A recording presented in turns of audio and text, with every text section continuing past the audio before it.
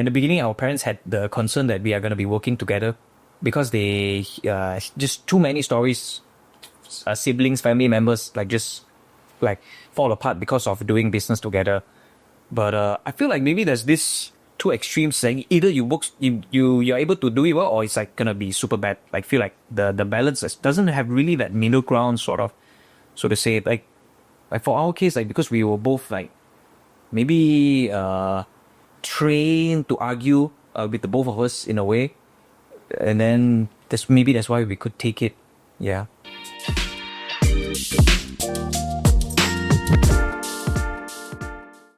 Hey everyone, before we begin this next episode of the Hello Mentor podcast, I just want to say, if you're job searching or hiring, check out hiredly.com. We are not just another job platform. We make it easier to find the jobs that people actually want, and we help companies stand out to hire the right talent. So there's a lot of smart tech and there's a lot of human touch. That's Hiredly. So you can head to hiredly.com and give it a go. Hi everyone. It's another episode of the Hello Mentor podcast. And today we have Joel and Joshua with us from Buzz. Hi both. Yeah, thank you so much for having us. Thank you so much for having us. Yes. So this is actually, we recorded this, we had a bit of a blip just now. But Joel and Joshua are actually twins. So who's the older one among both of you? So me, Joshua, if you're listening, probably can't see us, but maybe you guys can pick us out from the voice difference. Oh yeah, but I'm Joshua, co-founder and also CEO of Buzz. And I'm Joel, co-founder, COO of Buzz. So I handle the operational side, finance stuff, more of the back end guy. And then Joshua's the front end guy, sales. Right, yeah. And can you tell us a bit about Buzz? What does Buzz do? Yeah, so basically in essence, we are in the intersection of a fintech and a marketing adtech. So what we do is that we work with bank and eWallets, and we help them run their media offerings. So it can be their personalized engagement programs, their rewards programs, and also their ads, in-app ads. Yeah, so we basically developed a technology to help them run their media business. Right. How would you explain this to, let's say, a 6-7-year-old person?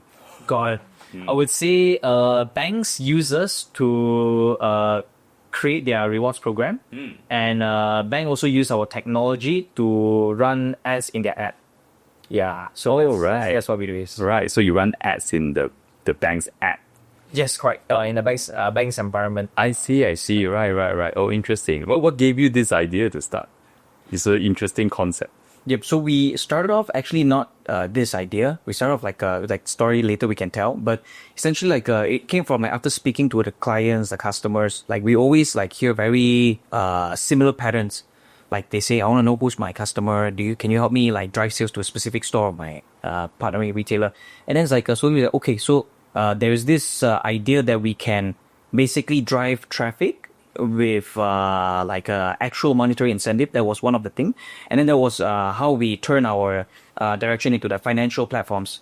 And then slowly thereafter we realized that there's also this opportunity where untapped media platform where the basically brands and retailers get tapped into. So that's how it eventually comes into this. Right. And it's interesting because obviously you are brothers and all that, right? So I want to kind of, before I go a bit deeper into the business and all that, I really love to hear about your childhood, how you grew up together, and how you somehow ended up running a company together. Yeah. Was there anything in your childhood in particular that you feel made you a bit more entrepreneurial?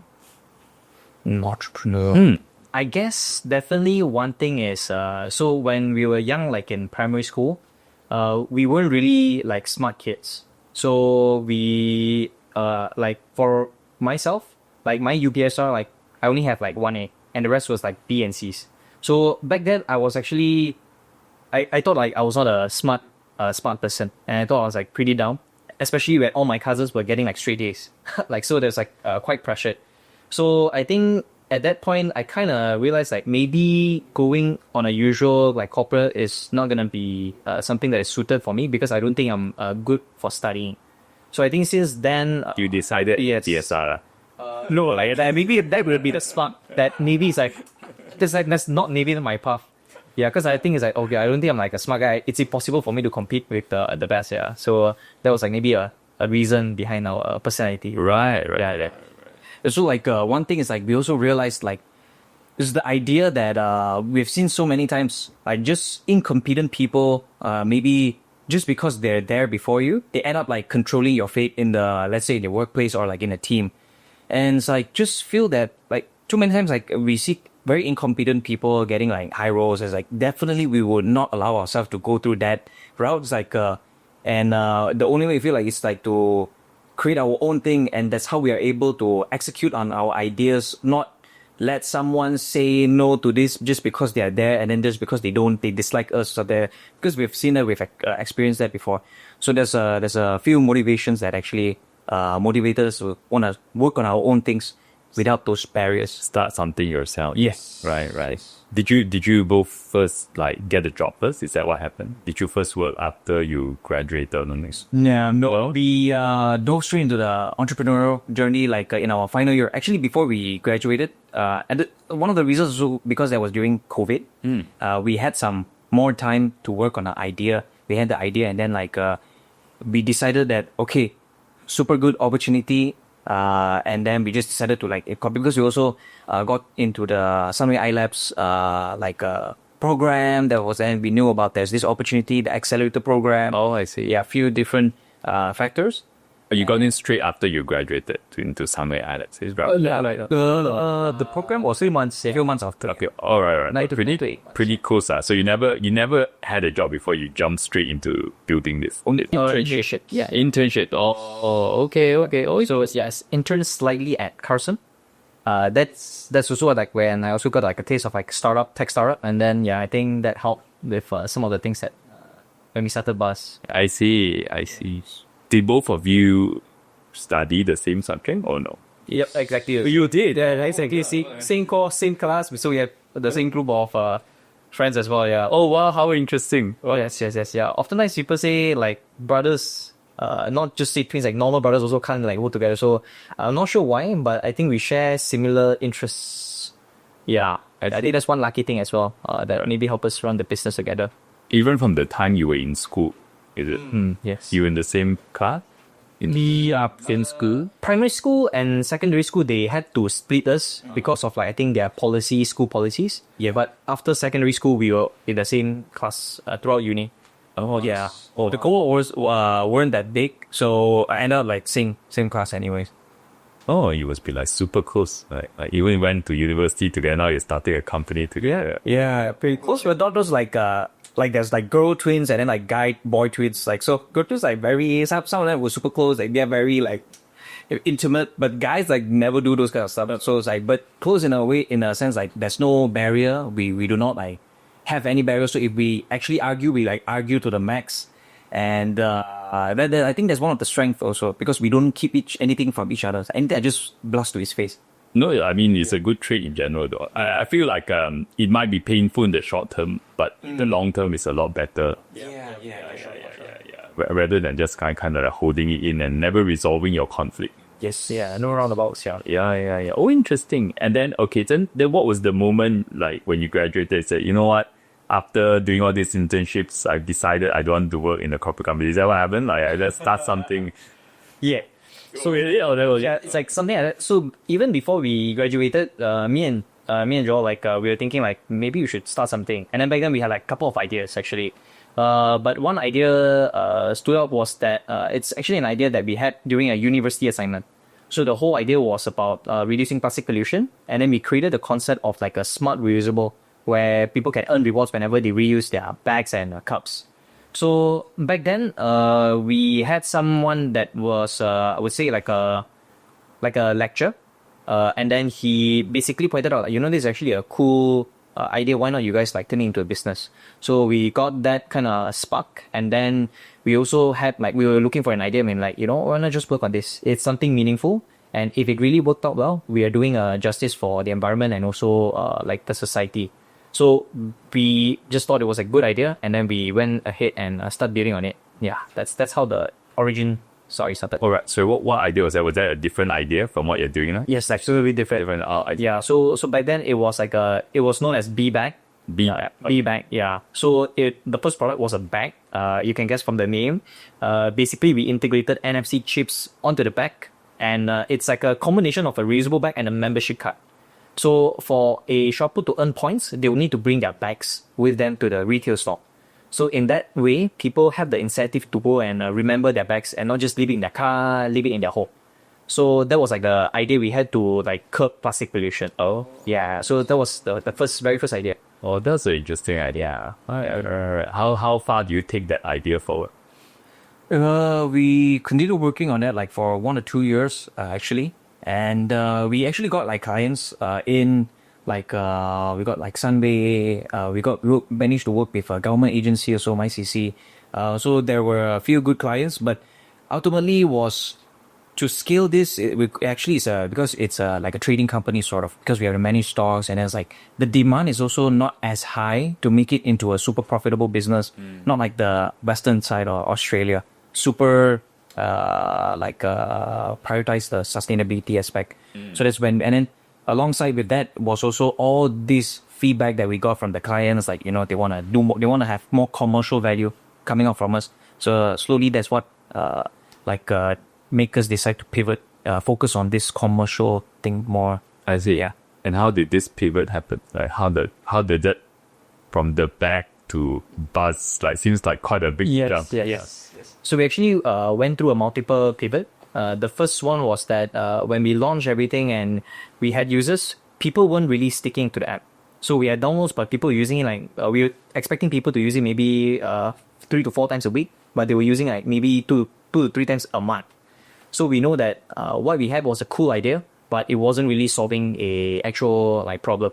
So the user experience wasn't there, and the I would say the benefit wasn't there to encourage people to use it. Right. So we had to figure another solution, another feature to hook people in, and that was when we ventured into we call it like receipt upload. So we wanted to reward shoppers based on their purchase. So in the app, they not just can collect points when they reuse our bag, but they can also collect points based on the items they buy. And with that feature, the whole user actually, like the multi-active user actually spiked.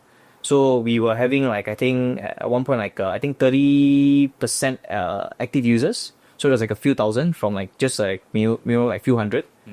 So that validated basically, okay, we have to go towards this direction. Like the original idea, is not what we hoped for. So that sparked the first change. Yeah. And then Super simple feature inside the app. Everything was quite manual because we just want to test it out. So it's like a super MVP inside our existing infrastructure. Right. Yeah. And you get rewards based on what you buy. Yeah, correct. So we list inside the app, like if you buy, let's say, a Nescafe can, you will get like 100 points. And then 100 points, you can ultimately exchange it for gift cards like Grab gift cards, Baskin Robbins gift cards. So they can calculate themselves, like how much should I buy? I see. Yeah. And does it matter which store you buy it from, or like you just... So it doesn't matter at that time. Yeah. So that is, it's somewhat related is because previously, like the back part, it requires people to collect points when they go visit the store. But what they buy afterwards, previously they don't get any incentive. So with the new model, we reward that part as well. Yeah, okay. And then what was the next evolution after that? Yeah. So basically with that, then we saw good result, and the goal was like, okay, how do we scale this, get more users in? And then we did some population, and with some experience, we realized we had to burn a lot of money to get users because it was like a B2C app. Yeah. And we tried to fundraise, and when we go to investors, nobody wanted to fund like a B2C startup. And that was like 2023. We went to Singapore as well. We spoke to like, I think like 20, 30 investors. None of them were interested. They said like, this model is like bound to die. No one's going to invest in such a model anymore. So we basically had to pivot within a few months with the same concept to a B2B model. So instead of building our own app, we work with other apps that already have a lot of users that also make sense to integrate this feature. And the very natural transition was financial banking and eWallet apps like your Touch and Go. So that was basically what marked the second pivot. And then that's the buzz that we are building today. Yeah. So we actually ended up working with Touch and Go, and we actually integrated into the Touch and Go eWallet app right now. Yes. Yeah. So yes. Yeah. So that's basically the whole transition. I see. So if you're integrated to the Touch and Go eWallet, how does it work exactly? Let's say I have a Touch and Go eWallet, right? So how does it work? So currently it's embedded inside the Go Reward section. So anyone at home, when you have time, you can go open up the Touch and Go app. You'll see this Go Reward section at the top of the home screen. So you just click that, and then you'll see something called grocery deals. Or right now there's this at the very first voucher. You'll see like up to 10% cashback on your grocery deals. You click inside, then that's our mini program called Buzz Cashback. So if you go inside, the first thing you'll see like our stores, brands, and deals, and then we state how many cashback you can get on this specific item. And then we also state how can you claim this cashback. So you have to buy the specific product at the stated store, upload your receipt for phase 1, and then for validation purposes, and then the cashback goes straight to your eWallet balance like within minutes. Oh, Yes. okay. So you can earn like on the things that you already buy, or you can go there to check out deals on like interesting items that maybe you want to try out, and maybe there's like deals for you to discounts for you. Right, yes. How long have you been running this new concept? This one? Yeah. Actually, it's like we did launch officially launched like 17th October. Oh, this part of us. Just we went live, and we had a launch with PayNet, and then we with the Touch and Go team as well on stage, one of the PayNet event. Oh, Yes, it is. But it's pretty cool that, since it's so new, that you somehow managed to integrate with some reputable platforms that I feel like. Yes. Yep. So the journey to onboard Touch and Go was also pretty painful as well. The first touch point was like more than a year ago. And then the discussion actually initially fell through. So, because they thought like, you guys are just like a startup, and then we did like a whip up, like a very rough demo, and then we went up to them, and the demo, like, for some reason, always failed during the presentation. So, yeah, that left like a very bad impression, and basically say, no, I cannot trust you guys with such a, kind of scrappy tech. So, back then we were quite desperate also, because the fund, basically without any new direction, basically we had to just shut down the company. So we went back to the drawing board, and then we doubled down, improved the demo, and then we requested for like a second chance. And then fortunately they gave it to us, and then we presented, and it actually worked out well. And that basically kickstarted the whole conversation again. At that point, we actually had to lay off some of the team members also. Right. Yeah. Because you actually just sort of pivoting. Correct. Yeah. After the first rejection, we were like, shoots, like this is not going to work out. And basically, the team members also, like, we cannot guarantee any certainty anymore. So we had to part ways with a lot of the members at that point of time. So you did like a reset lah. Yeah, right. Reset. Yes, yeah, right. Yeah. Do you have a team now, or is it just both of you? Or?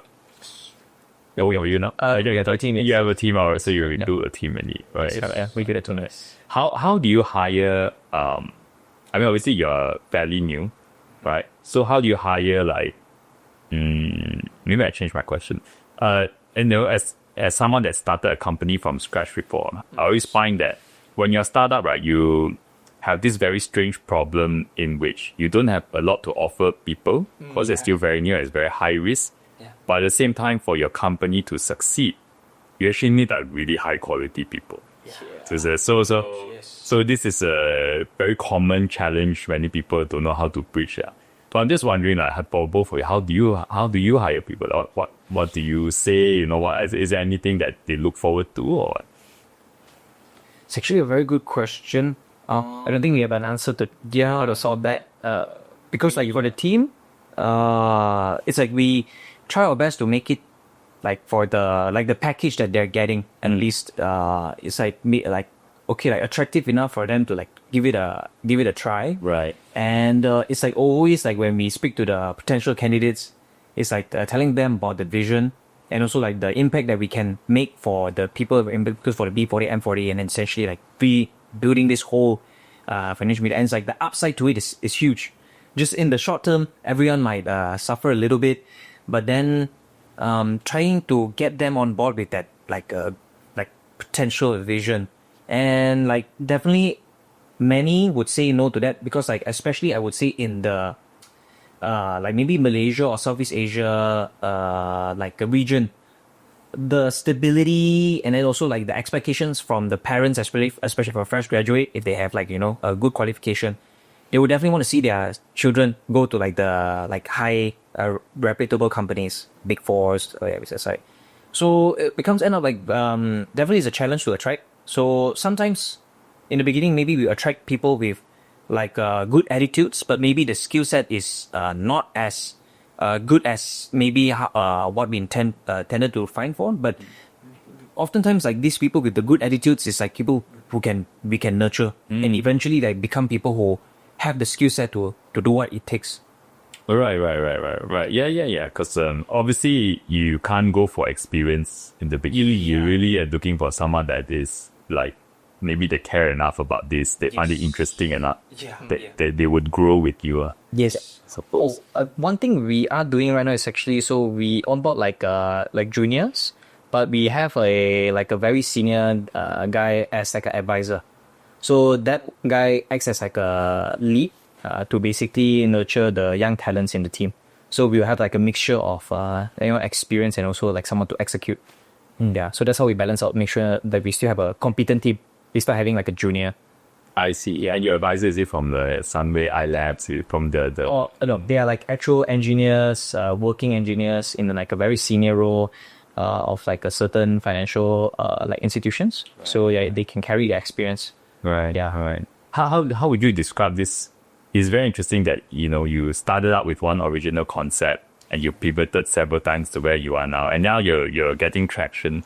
Yes. How would you describe this journey, I suppose, like building something in Malaysia especially? I mean, when we were speaking off camera just now, I was talking about how, I spoke to people from like America, like San Francisco, and their experience seems very different from a Malaysian experience. Yeah. But like, how do you feel about it? And do you have like other friends like around the same stage as you also doing what you're doing? Yes. So I would say a lot of uncertainty, but I think this is common wherever you start the company. But I would say actually, I have never spoken to anyone that started a company like at least deeply outside of Malaysia. But I would say it's actually not as hard as maybe many people think. I think there's a lot of support from the government, and if you really want to go and capture this opportunity, I think you can actually get that opportunity with government grants. There's a lot of competitions as like like kind of accelerator programs. So yeah, I would say it's actually okay. Right. Yeah, right. But no, of course not the big checks like pre-seed round 2 million, 3 million in like the US or like even sometimes Singapore. Right. But to get started, yeah, I think it's quite friendly. Right. So the ecosystem maybe not as strong as say like Americans, but the government is very supportive. There are opportunities there. The government's trying to make something happen. Yes. Right. And every time you pivot, right? Like, how do you keep that belief or that faith to keep going? Because in a sense, when you pivot, some would interpret it as it didn't work. But what keeps you going though? That makes you give you that belief. No, it will work. I'm going to try this next. Actually, there's a lot of thinking like goes in before we decide to pivot. Like the moment we decide to pivot is like always not 100%. But it's like to a certain point we feel like even a kid would agree to us that this is a better direction than the current direction. And it's like we collect like as many feedback as possible before we actually make that decision to want to pivot. But it's just like trying to make the best decision at that time possible. Right. But what gives you that belief to keep going? Yeah. Maybe someone else who's not you might have given up already. And BeeBag. After that, you know what? Yeah. When no one wants this, like you change a lot, like you completely evolve. Yeah. Yep. I guess at that time it's like we actually each evolution was a little bit like something new at that point in time. So it wasn't like a drastic change. So when we pivoted first time, there was still the old element, and then we put in the new element, and then we said, the new element actually works better than the old one. So we shifted the focus there. And then from there, we sometimes change not because of opportunity, but because we change because there's no other choice. Like the B2C model, like we know that if we have enough funding, that's definitely something that we could do. But nobody wanted to fund, so we have no choice but to change, but to pivot. Yeah, so sometimes even we pivot, the hope is like, okay, if we go down this way, it's a dead end. But at least going here, there's a opportunity. So that's why we keep it. Yeah. I see. On that notion, actually, so also one of the reasons, we, maybe some guiding blocks for the pivot decision was, I would say, it was gradual. It wasn't something totally new thing, but because we knew our clients actually told us that what you guys are building is actually valuable, and the problem is you guys don't have enough data points, you guys don't have enough user base, and probably nobody, you probably, it's going to be tough for you guys to get that capital to do. So then the natural way was okay, if this is actually valuable, but the only problem was the input, the user base, that means we start thinking how can we get the user base to come out? So either fundraise or what right now what we're doing is tap onto a already existing platform. So it's very B2B2C play. So I think it's some research. Right. And so curious, because obviously this is the first time you're building a company together. Yeah. And you are by and large speaking the language of a lot of other startup people that I know. I mean, you seem to be thinking in more or less the same ways. But does anyone guide you in this thinking, or how do you learn the concept of pivoting and all that? How do you learn all this? Interesting. Definitely, I would say it's from a few sources. We read books, and then we also listen to a lot of podcasts. So I don't think we can point it out to one specific source, but I think it's a combination of hearing a lot of founder stories, listening to podcasts that actually help us get this subconsciously. Yeah, I think, and it's the community, the friends we make, the people we meet, and then advisors, a very early on one of the, I think a good advisor was CC Chen Chao Faith. He was, initially we did for instance, for our case, we did not specialize on our own thing, how we, just now I operation, we were CC after you guys gotta specialize, man. Or else you guys gonna fight, nobody's gonna, the efficiency won't be there. And then there was a very important advice, and many other people eventually also gave us super good advice, and I think just taught us the lingo a bit, because we put ourselves out there. Joshua is the networking guy, so he always goes out there talking to people, trying to learn as much, and he will come back share with me. But occasionally I also join the topics. See, so you're the networking guy. That's your thing. Yeah. Are you different in personality? How are you different? Yeah, more calculative, more risk averse. But attention to detail. Very attention to detail. Right. The choice. I can on the opposite of what you just said. Right. Yeah. So you're more high level, I suppose, more people oriented. It's quite high level, yes. Sometimes I get pissed when we want to do something, it's what's the plan behind it? I'm why do we need a plan to trigger it? So it's the word plan is a trigger point. What's the plan B? Plan B is also a trigger point for what do we plan B? What the hell do we need a plan B? Yeah. So that's slightly different. Yeah. It's a good balance though. I think you need both. It's it's always going to be attention, but you need someone that maybe sometimes can a little bit out of the box. Sometimes a bit too much. You need someone else to filter out maybe doable what's not. Yes. Operate in some kind of sense of reality. Yeah. Just the more passionate we are on our arts, the bigger the fight happens. But then we have been training since day zero. Argue since day zero, so already sort of know how to shrug it off. Just just agree that next time, then continue the conversation again normal. Right. And all this, obviously, it sounds like you partner with a lot of brands across the years, right? So, and without, I find it quite interesting because obviously the company isn't so established yet, right? But yet you saw, what's the right word here? You managed to onboard the brand to work with you. What is the thing that you believe you do differently? I would say,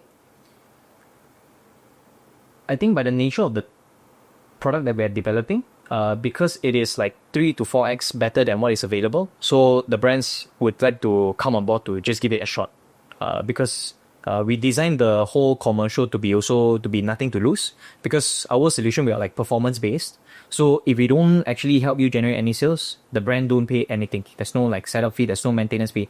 So by this nature, the brands think okay, I just put in money. If it doesn't work, I take my money back. And at the very least, I get some awareness from joining the program. So I guess that was one of the factor why we could onboard like some of the big brands without having like so much traction behind us. Yeah, so I think that is one. Right. You basically structured a deal that was like a win-win in a sense, right? Like you get sounds like you get maybe some money up front, but because you know, if there's no success, you can get it back. Like it also reduces their risk. Correct, their risk, yeah. And one more thing as well that we did was that we knew that one thing it was to reduce the risk for the big corporates and also to give more incentive. So the incentive part, we actually knocked on the door of PayNet Malaysia. And we basically asked them like to fund like some of the campaigns, right? So if a brand invests like 10,000, PayNet would like pop up like 5,000, so like 50% co-funding. And it was also something that is related to PayNet because we help drive digital payments. So yeah, with these two combinations, you're able to get some of the big brands. Yeah. Right. Okay, interesting. And because this like you never had a job and you jump straight into this, right? You never earned the salary, I guess, like, or maybe you earn the salary from your own company now. So. Yes, correct. Yeah. Right. Now, previously, intern, I would say the first picture was as an intern. Like, it was super exciting. Also, like, yeah, the first time you were intern salary, yes, your shop should be happy out. No, intern. How are you how are you surviving on like I suppose you don't make a lot of money now, like I'm going to guess that. Yeah. Like how do you survive so long, and how do you think about this? Like do you have any thought about, do you have any cut off, or like what no? Have you thought through that far yet, or like let's see how it goes, how you're approaching the money issue? Yeah, the cut-off thing is also something like we also talk about. So on this topic also, like again, like sometimes me and Joshua different things. I tend to think more about it, and Joshua's like more of the guy that, yeah, I suppose you should say, like just go, and then like we will decide a bit like once we're closer there, when maybe cross the bridge, kind of thinking. And actually we did raise funds. We raised from Sunway iLabs and Scale Up Malaysia. So we do have actually like a VC back small fund, and we also very fortunate able to get grant from Cradle, CIP Spark, and then there's a few other grants also. So here and there we have to manage the funds very smartly, in a sense we do not be actually very careful in our spending. That's why I think one of the reasons we were able to like last so long was because we did not spend on anything unnecessary. And if anything like sounds like it's gonna burn for nothing, we just cut that idea off and keep everything super lean. And while we do not make the money enough to be profitable, but we do make money enough to elongate our runway actually. So we have to figure some way to get the money in eventually. Right. Yeah, but on the point on like salary, like I guess that was something that we did not expect at all. We have no idea how hard it would be. So pretty much in the second year, we were taking like I would say slightly above minimum wage. So the salary was like below 2K. So we were getting that for like I think close to 2 years. And then the moment we raised our like I would say post Sunway item, so that's like our maybe larger VC round with Scale Up, then we started paying us like slightly above fresh grad. So we were taking like maybe around 3 to 3.5K. So that's the salary that we're still getting right now. And I think as like a entrepreneur, there's definitely the upside of being able to lead the dream, maybe exit the company. So definitely you have some risk upfront also. And I think that's the risk that we are comfortable to take, which is a low salary, in hopes that we have what it takes to maybe make it big one day. I don't think we can ever achieve like a win-win. We can have our cake and eat it too. So yeah, I think that's how we see it. Yeah, I agree. And in fact, even for an outside person looking in, if the founders are drawing a lot of salary, it's also a bit of a red flag, right? Yeah. Whether you're actually trying to build something, right? Yes. So that was interesting that you and in this, and the last, was it 5 years already, or 4 years? Like Close to about 4 years. Yeah, so 2022 actually was the so 3 years. 3 years. 3 years, yes. Right. Were there any memorable mistakes that you made in this journey? Yeah, A lot. so many. So, I mean, there are like major things where some we can't share too detail, but it involve some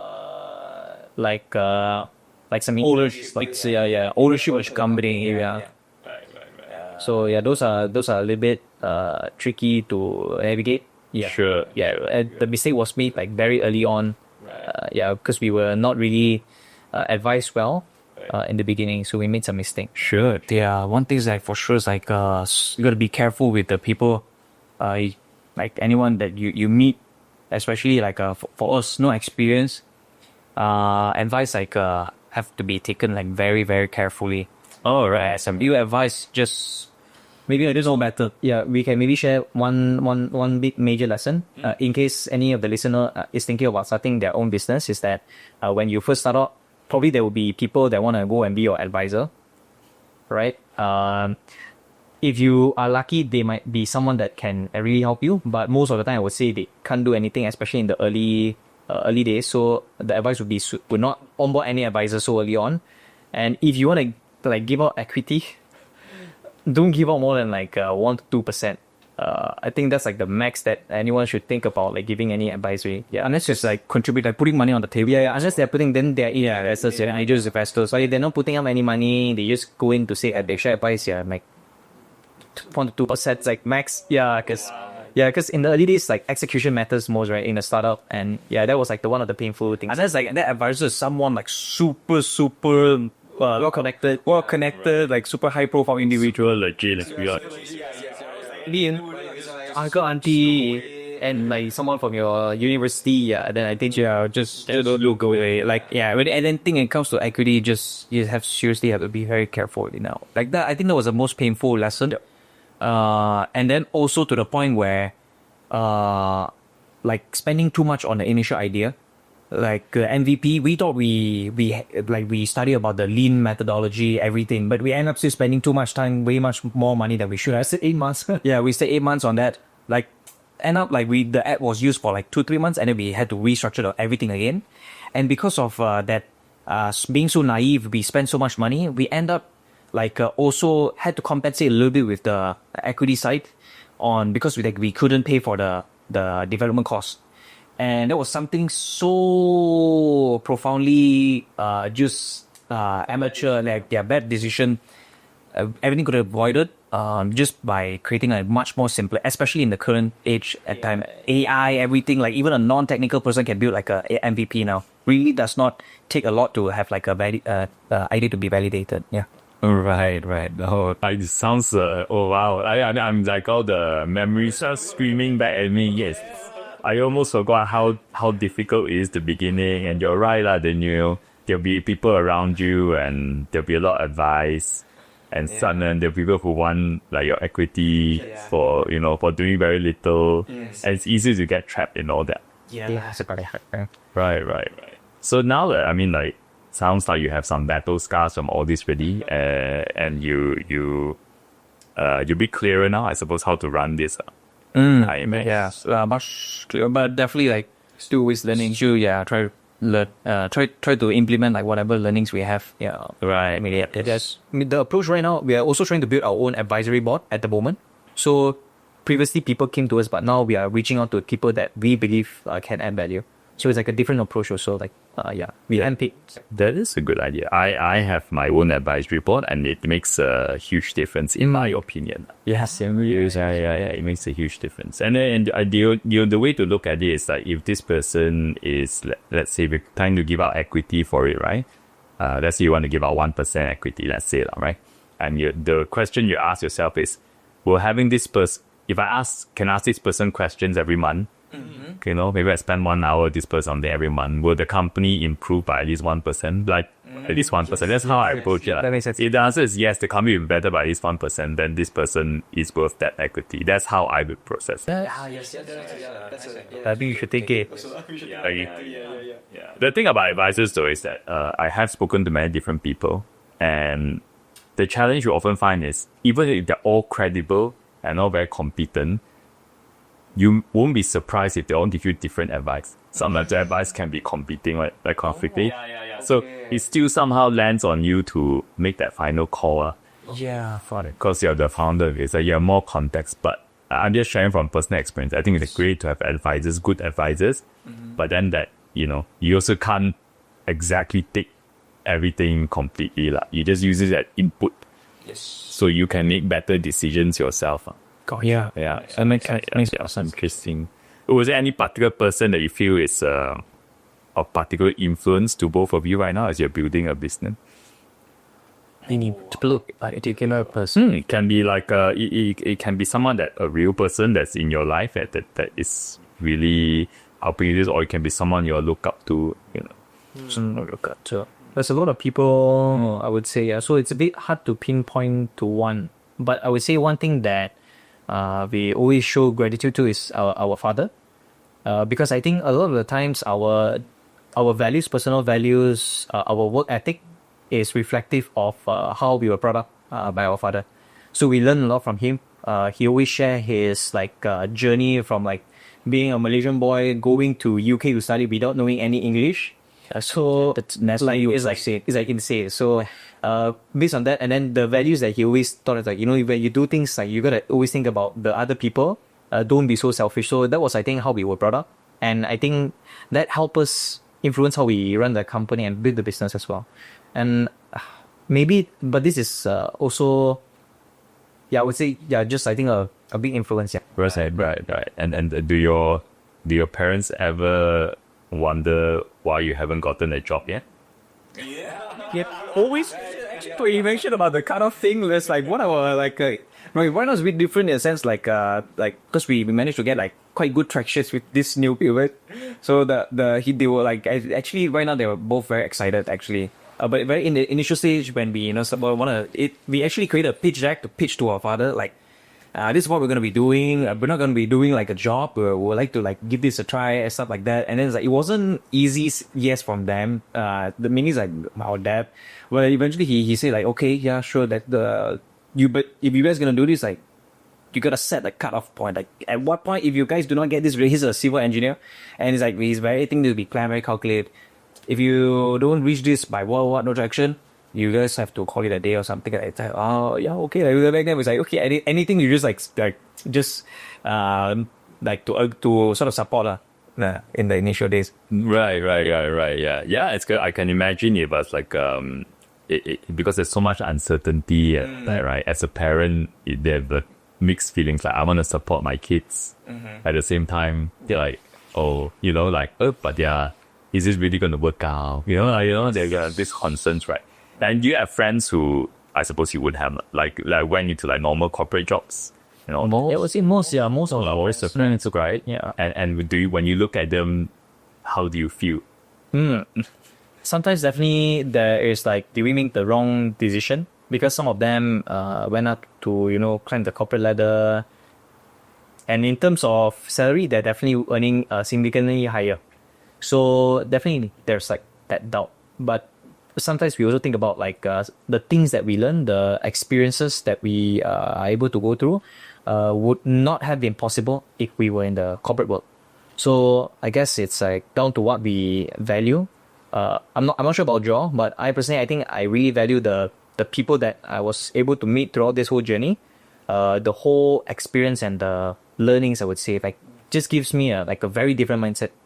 And I think I wouldn't be the same person if I were in corporate today. Yeah. So that's I would say the win for myself. Yeah. Right. If we were to turn back time, I would take this route over 100,000 times, 1,000,000 times. Could still choose to be a startup founder. It's what Joshua mentioned was the people we meet, the experience we get, the things that we learn is just just so invaluable. All definitely someone in maybe in a corporate job would not be given the opportunity to be able to learn, to explore, and to be able to have these skill sets that we have today, to navigate, and then to also train on a personal level, the mental toughness to be able to take all this uncertainty. That's it's just insane. But definitely one thing for sure is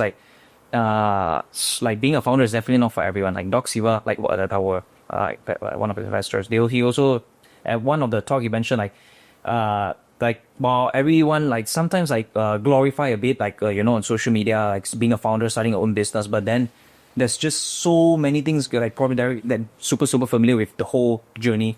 Like not everyone could take it if you do not have the mindset or attitude. Sometimes I feel like so that's something that we also realize and try to keep ourselves head clear. Sometimes we do get burnout also because of overwork, but then fortunately we able to manage those parts.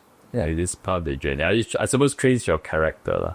Yeah. Right. It does train your character lah. But obviously, yeah. You don't get that fixed salary or that predictability, if you like. Yeah. Yeah. There's a lot of stuff like, we are at the age that we're supposed to get married, right? Are you at the age you're supposed to get married? Or Yeah, so like mid-20s, also okay. Oh, I thought I was young for these days. But anyway, I know, but but it's also dependent like my partner's family, so they wanna. So and that's it. But if I was in corporate, I think I would be able to pull the trigger like more easily, because I know certainty that okay, next year I will still be at a shop. But in a startup, like we don't know, so but you still have to do it. Yeah, sometimes definitely there's this kind of stuff. That feeling will last very long as a feeling of uncertainty. Yeah. Also, what you said earlier, like, there are a lot of people who go into entrepreneurship. It is slightly over glamorized. Yeah. I think that's my opinion. Yes. And of course, if like magazine wants to come here and take my photo, I would. Yeah, great. Because like PR. Yes. But the reality is actually very scrappy, and it's like you have to get dirty and your hands dirty and everything, right? So it's actually not glamorous at all. Yeah. Right? 0%. Yeah. And maybe it's only like the top 0.1%. They really made it. Yes. Yes, it's very glamorous, but that journey is actually pretty rough. Yes. Yeah. Rough for a very long time. Yes. Yeah. Actually, on that part, like many people actually have the misconception. Like even in the beginning, we also had the misconception like things gonna just maybe 3-4 years and then we can like flip the company, make big money. Like that's like what everyone's like the story we hear. But it's like after like meeting like area expansion people like you, like who has been in the startup industry for like such a long time, like people like you are the ones that actually went through a loss, and oftentimes they say like it's a long journey. Like what you mentioned, what you told us, it's gonna be a long journey. Don't think that you're gonna get out of this again. Like those are like super fortunate, like the timing, everything is there, and then like maybe you will be the lucky one, but most of the times it's a long journey, like what you say. So I think it's also important for the like audience to also understand if they are gonna be entering into this route, prepare for like a long battle, a marathon. Yeah, if I would say it was I'm not really sure sometimes I see it as a journey, because when you think of it as a journey, right, it means there's a destination. Yeah. It's not really a journey. I always think actually it's more like a lifestyle. A journey. You're just going to be built for pain, If there's no pain, you're just confused. No, that's a true story. I remember when I first started the company in the early days, around the same time where you are now, right? So early traction, still very early, but there's still a lot of hard work. And I met a whole friend, and we used to work together. I used to have a corporate job, so we used to work together. And then we're like, oh, how does it feel, to chase your dreams, to be able to chase your dreams, right? And then I just thought for a long time. At the time, I had very little money. I think my bank account was almost zero, like that. Yeah, it was very little money. And I thought for a while, it's like, no, I don't feel like I'm chasing my dreams. I dream living my dream. This is what I want to do. Like, I actually want to do this, even though there's not a lot of money in the bank. But every day I wake up, I feel like I'm having fun. Yeah. It's really something I find very interesting. Yes. Yes, I think I think that's the feeling that we enjoy. As for our bank, definitely it's not a lot of money also. Like a lot of like thing, by mid-20s you should have saving amount of this amount. It's like I'm like nowhere near that the amount. Not really for marriage, but yeah, it's like the experience, the day-to-day things. Yeah, I'm so jealous of where you all are now, because I still feel like it's still like a somewhat blank canvas. I mean, you've got some traction, which is great, some sense of direction, but it can still go in different ways. Yes. Right. It still go in different ways, right? So whereas like in Hirely, we more or less have nailed the general concept. Obviously, we can still change and pivot and all that, but we are like there's a little bit less range in which we can move already, So whereas yours is still pretty open. Yeah, no, that's really exciting. What's the lowest emotional point of your journey so far? Lowest emotional point. I would say definitely it's the moment where we first got the rejection from like Touch and Go. Yeah, because after that point we had to pivot and then lay off the team. So that was definitely the lowest. At that point, the whole future was like gloomy. We had like few months runway. Technically, if we still kept the team, the runway was like only 2 to 3 months. So it's like really, really, really tight. And then we had to lay off the team. That was really, really tough. And then, yeah, we spent, I think, a good 1 month, 2 months. We were like, what are we doing? Right? What should we do? Yeah. And then the quiet times, I feel like the quiet times are the times that hit super hard. Like, because like when you're busy, busy is good. Like never complain about being busy, but it's like when suddenly you're not busy, that's the part that's like super when you have time to sleep, that's like, I feel like that's like the part that's like super worrying. That's the bad time really. Like for a founder, yeah. At our stage, yeah. So that was tough. But then we doubled down because we were like, you know what? This is the only chance we had. And we have some opportunity here, so why not just double down, we improve it and try to get another chance. If don't, then we just call it a day and then we just go back to corporate. With the experience that we learned, we thought maybe okay, we can still maybe get into some interesting roles that is related to what we do. Yeah, so that was our thinking. Yeah. Right. How do you navigate being like co-founders and siblings, by the way? Because it like when you talk to each other, is it all about work now? More or less, yeah. As like I mentioned, it's like this is essentially like a lifestyle. So people always ask like work-life balance, but then there's no work-life balance if like an entrepreneur. Like life is work, work is life. So we talk about work all the time because that's like our life. Yeah. Yeah, I think like it's like 90%. I mean, like I would prefer it to be this, right? I don't know if there's any other things we're gonna talk about because we pretty much experience everything together. So there's not much updates to share. Yeah. Right. Okay. And then like you said earlier, like you've sort of already got used to like dealing with disagreements and all that. Right. Yes. Yeah, I mean like many people like even in the beginning our parents had the concern that we are gonna be working together because they just too many stories, siblings, family members like just like fall apart because of doing business together.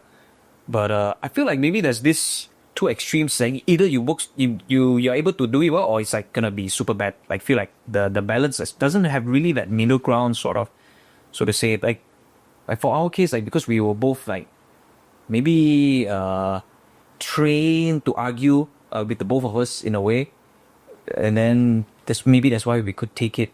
Yeah. So maybe you have to be able to take it for like, be a family piece of feel. And there's another I think aspect as well is that I know that if I were to start anything, I know he would be the best partner, like say the whole world to start anything with. And I don't think I can see anyone else being able to like click better than Joel. Right. So I think that's another reason that keeps the bond strong too. Yeah. I personally think it's great. Like if you manage to work it out. Yeah. The thing about co-founder relationships is that if you have a very bad co-founder, then it's better to have no co-founder. I don't have a co-founder for that. I'm just a solo founder. It's very tiring. It's like we do not recommend it. We actually be like a 1%, like that's insane. Yes. So it's always better to have a co-founder, but it has to be a good co-founder. So actually, if it's a bad co-founder, then it's better to be by yourself. But good co-founder relationships are hard to come by. And because, I mean, it does sound like, you know, obviously you're actually family, right? And you're able to work with each other. I would, if I had to like guess or bet, I think you have a good co-founder relationship. It's going to be rough, but you know, but it is sounds like a good. I know a lot of businesses that were started by family members or like husband and wife, and the businesses do very well because both sides generally keep each other accountable. One person, it's not so easy to just walk away because you're actually related. Right. And both, you know, the trust level is very high. But at the same time, you have to learn how to manage it a bit, or the relationship. Yeah, you're right. doesn't sound like you have this issue because there's nothing you want to talk about anyway. Chipot anywhere.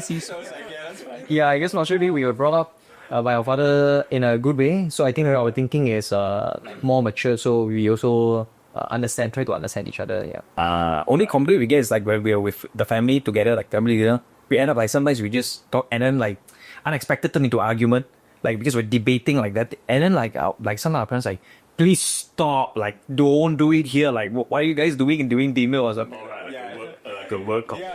So it's like we do not intend it to, but it's just like natural. Just we started talking and then like, naturally just into a debate, and that's something that we also probably need to look out for, like not to do it during a family time.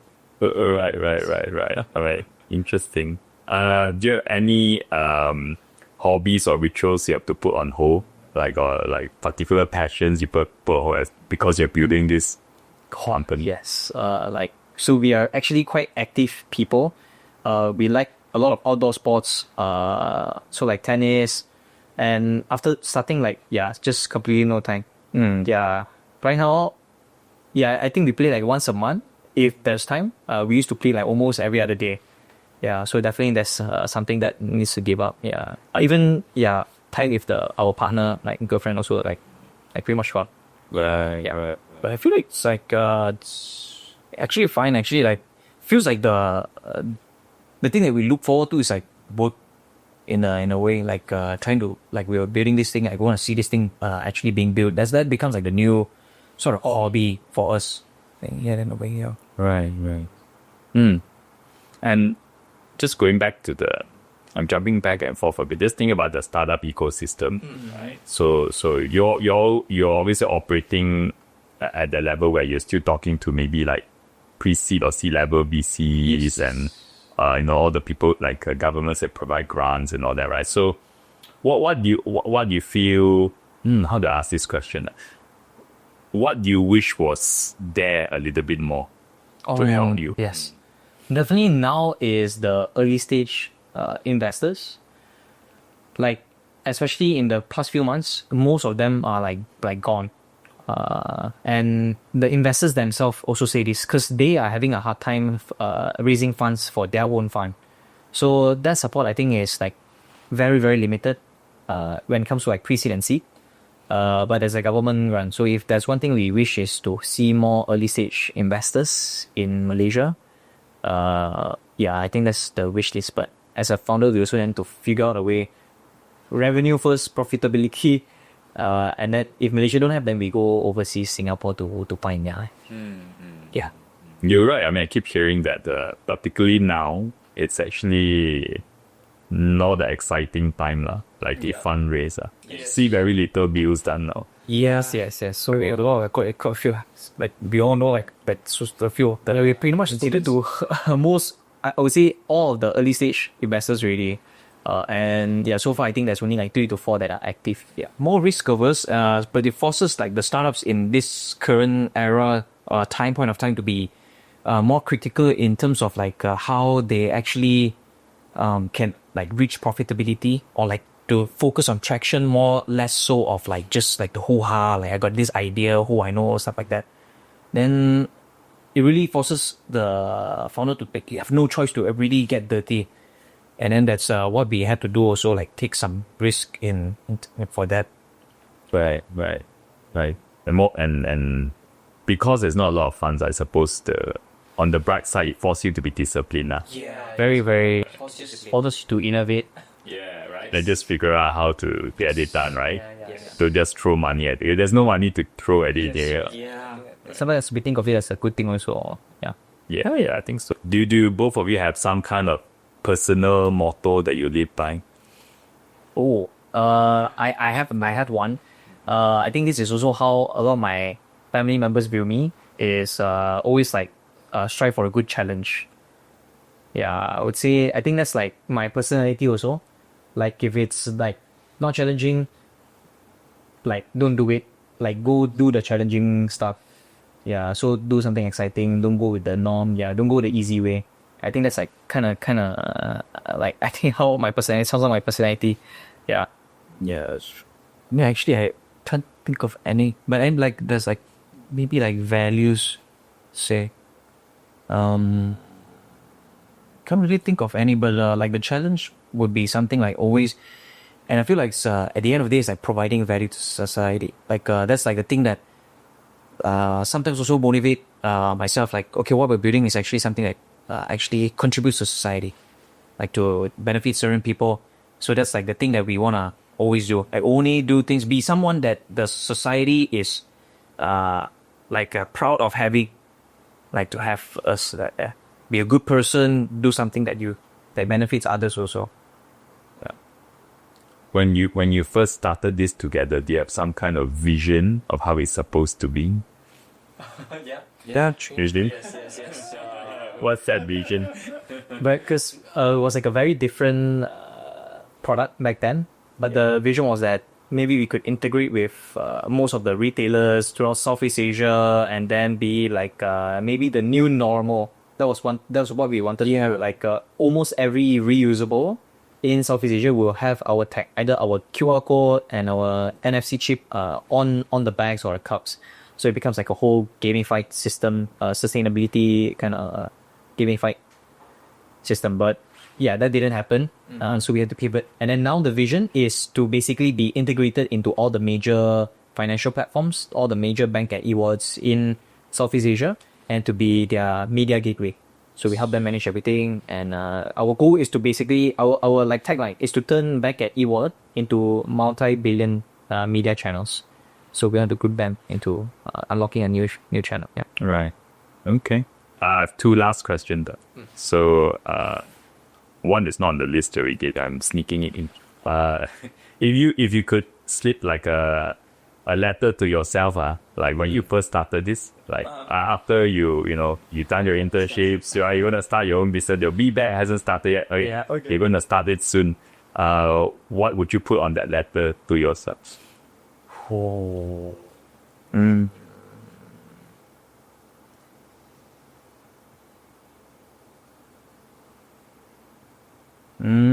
For myself, I would say like things are gonna get tough, but even at this, your future you would still want you to take this path down, because like I feel like this is the way for you.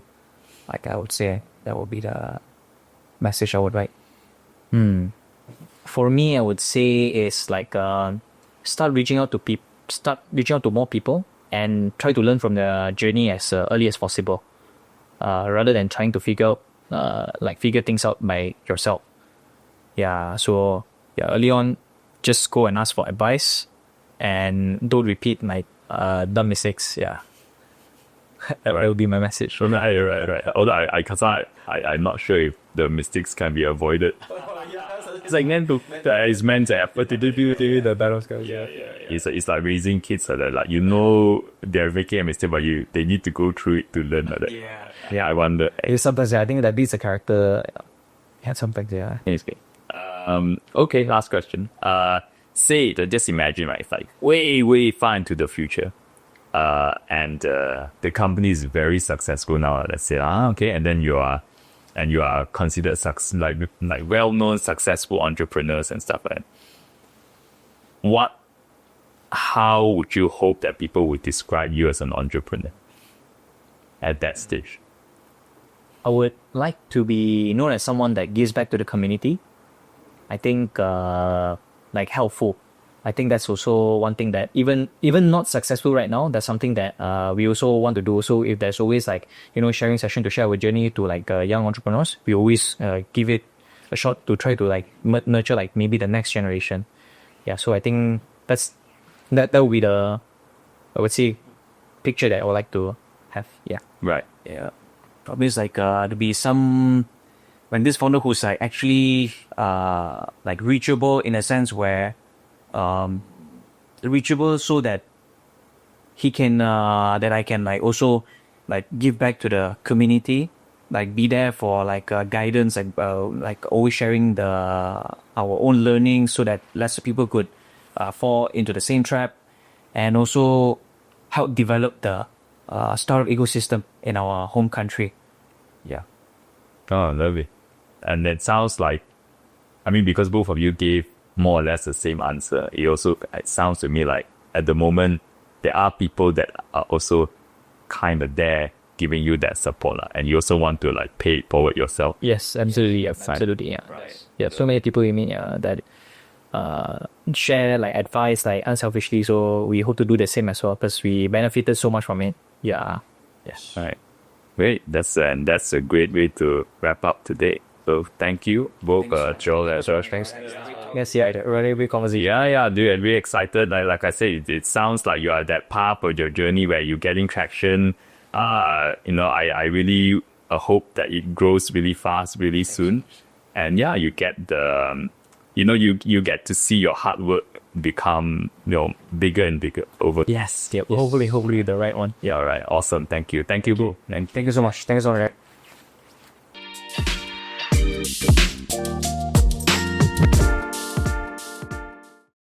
All right. Thanks for hanging out with us and getting to the end of the episode. If you like this, follow us or hit the subscribe button. It will help us bring on more amazing guests and makes the whole show better for you. So thanks again and see you in the next one.